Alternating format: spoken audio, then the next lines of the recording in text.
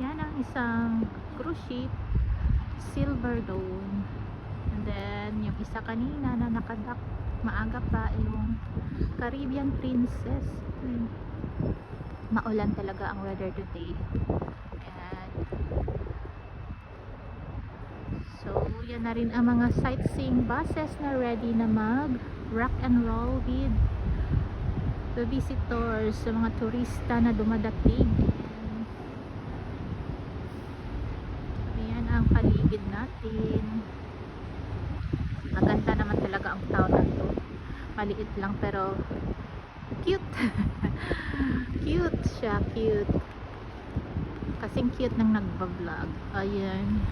Sana ko, sige try natin. Hi. O yan. Diba?